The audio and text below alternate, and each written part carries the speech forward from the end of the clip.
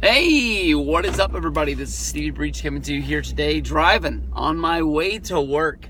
I can honestly tell you that this morning, I woke up, I hit the button on Twitter to see what was going on in the world today, and my heart honestly broke a little bit. I was shocked to see Jeff Hardy. Basically, I went to the Wrestling Observer site to listen to Wrestling Observer Radio, and there was a headline that said Jeff Hardy arrested for DWI. I honestly thought I was looking at the bottom of the site, which is like the history, like what happened in the world of wrestling on this day in wrestling. I like to tweet stuff out like that, and I thought maybe this was the anniversary of one of the times that Jeff Hardy got arrested. And I opened up the story to find out that it was actually Jeff Hardy getting arrested recently, and I feel bad for the dude. I honestly do. I know this is 100% all of his fault, and there's nothing I can do to fix it and stuff like that. I have had a strong history of coming out against DWI. I've made videos against Jeff Hardy, Matt Hardy, Kurt Angle, all sorts of guys all along everything that's been going on. I feel bad for Jeff because since Victory Road, when he came out all messed up in that match against Sting in TNA, that was probably the last real big downfall that Jeff Hardy had.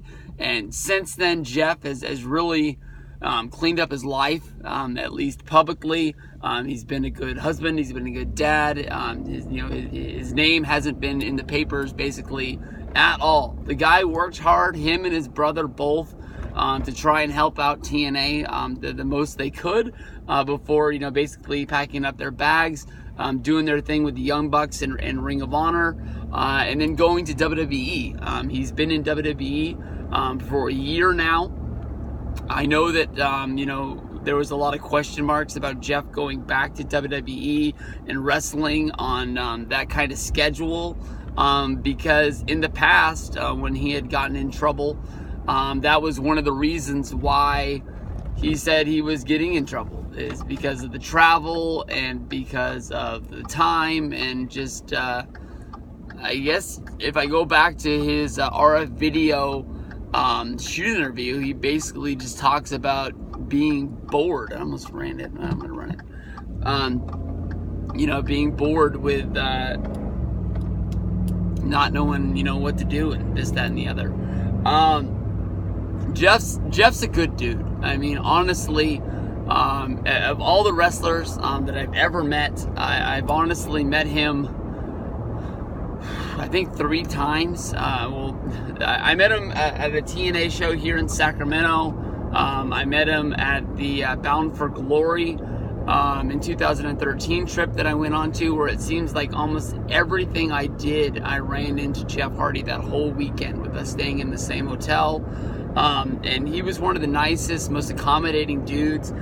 Basically, he took time for every single fan that was there. It almost got to the point where if I saw Jeff Hardy at the end of a hallway, I turned around and I walked the other way, if that makes any sense. And I've also ran into him at WrestleCons the past few years, and he's always been a really, really cool guy.